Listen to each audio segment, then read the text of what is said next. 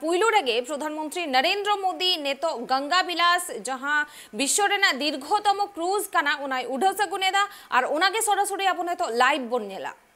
भारत में नदियों से जुड़े सिस्टम को समझने में है, उनके लिए यात्रा बहुत महत्वपूर्ण होगी, क्योंकि ये क्रूज 25 अलग अलग नदियां या नदी धाराओं से होकर गुजरेगी और जो लोग भारत के समृद्ध खान पान का अनुभव लेना चाहते हैं उनके लिए भी ये बेहतरीन अवसर है।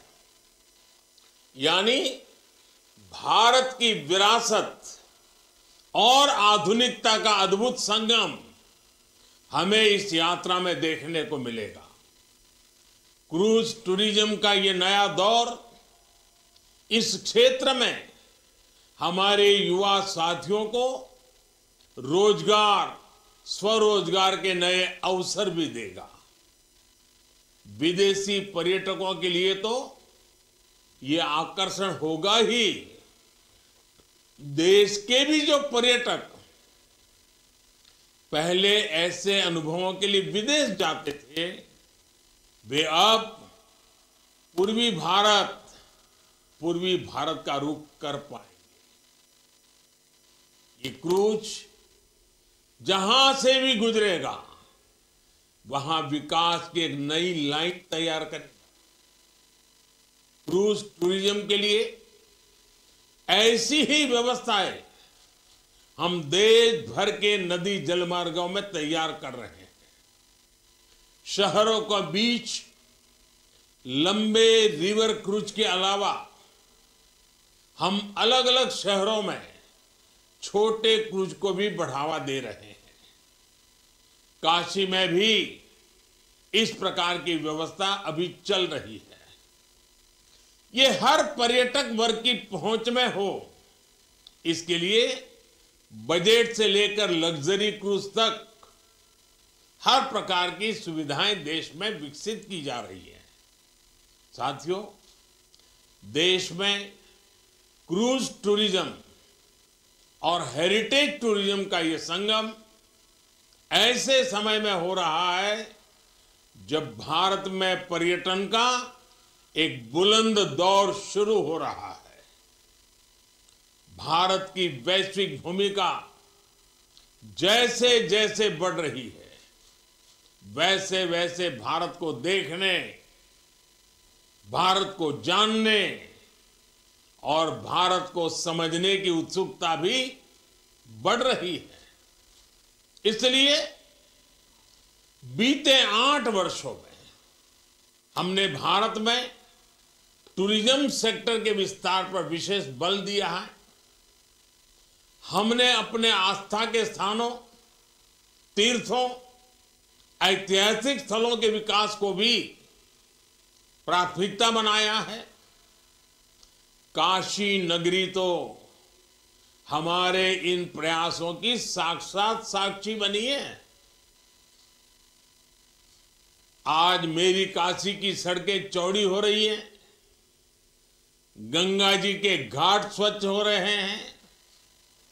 काशी विश्वनाथ धाम का पुनर्निर्माण होने के बाद जिस प्रकार श्रद्धालुओं और पर्यटकों में उत्साह देखा जा रहा है, वो भी अभूतपूर्व है।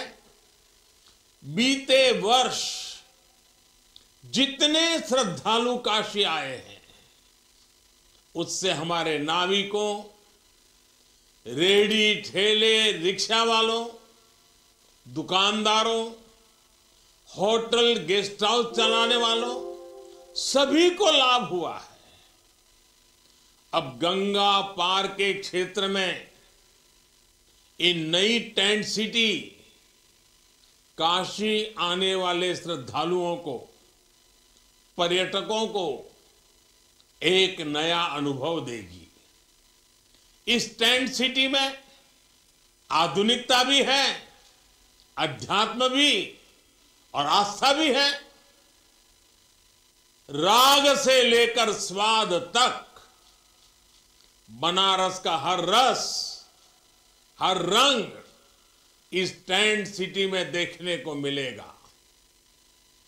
साथियों, आज का ये आयोजन 2014 के बाद से देश में जो नीतियां बनी, जो निर्णय हुए, जो दिशा तय हुई, उसका प्रतिबिंब है।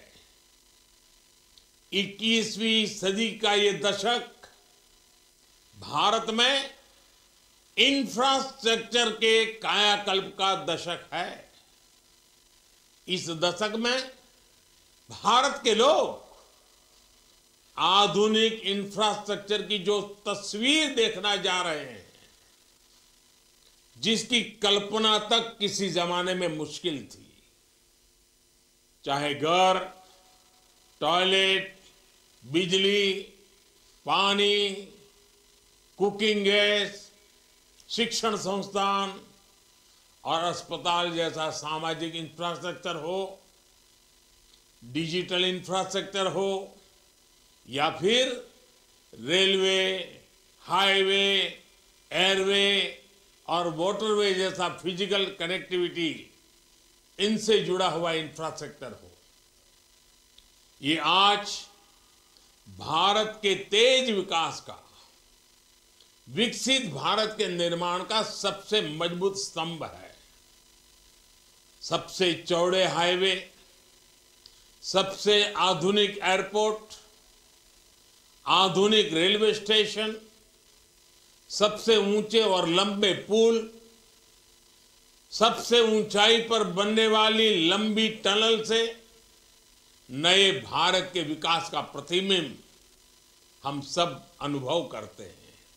इसमें भी नदी जलमार्ग भारत का नया सामर्थ्य बन रहे हैं। साथियों, आज गंगा विलास क्रूज की शुरुआत होना भी एक साधारण घटना नहीं है। जैसे कोई देश जब अपने दम पर सैटेलाइट को अंतरिक्ष में स्थापित करता है, तो वो उस देश की तकनीकी क्षमता को दिखाता है।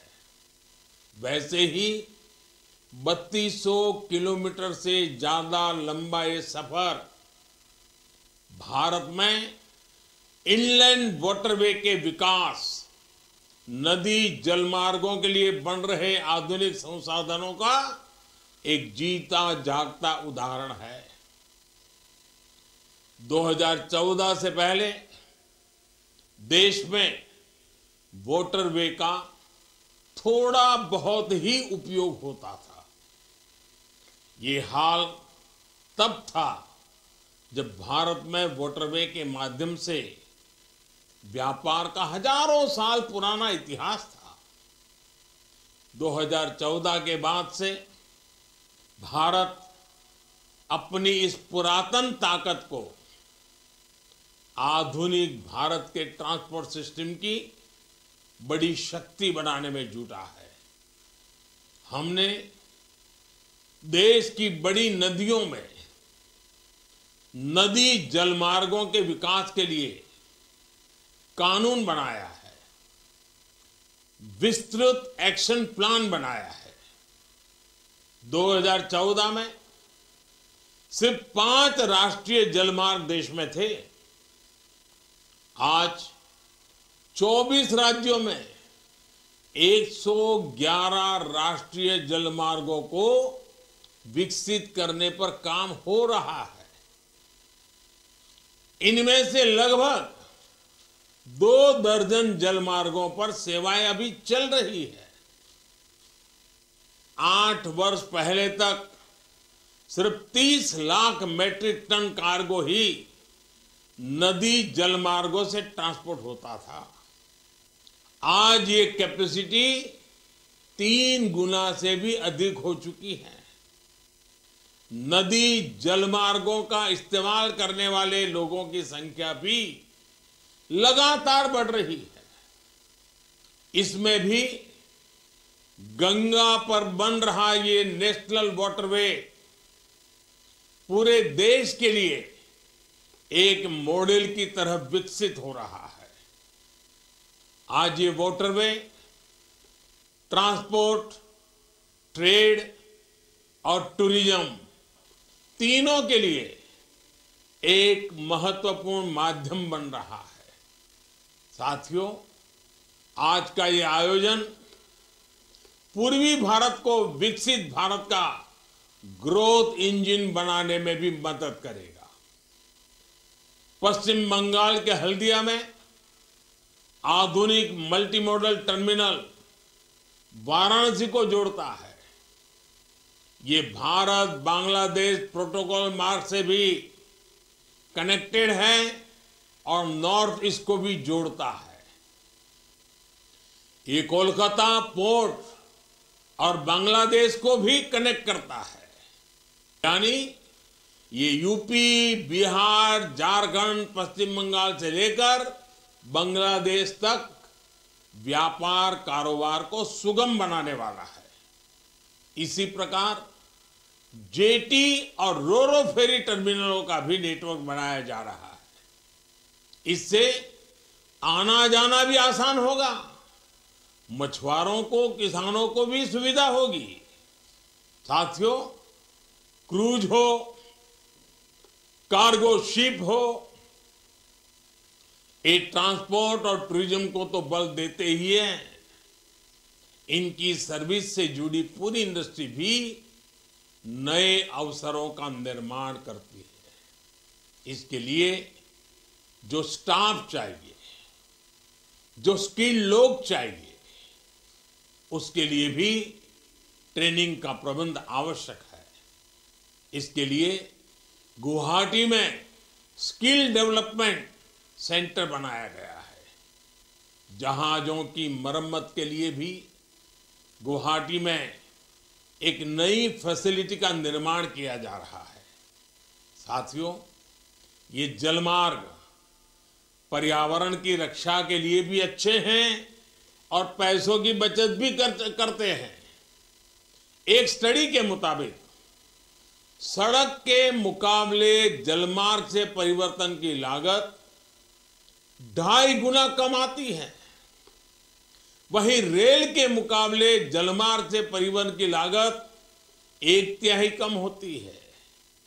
आप कल्पना कर सकते हैं कि वाटरवे से ईंधन की कितनी बचत होती है, पैसा कितना ज्यादा बचता है।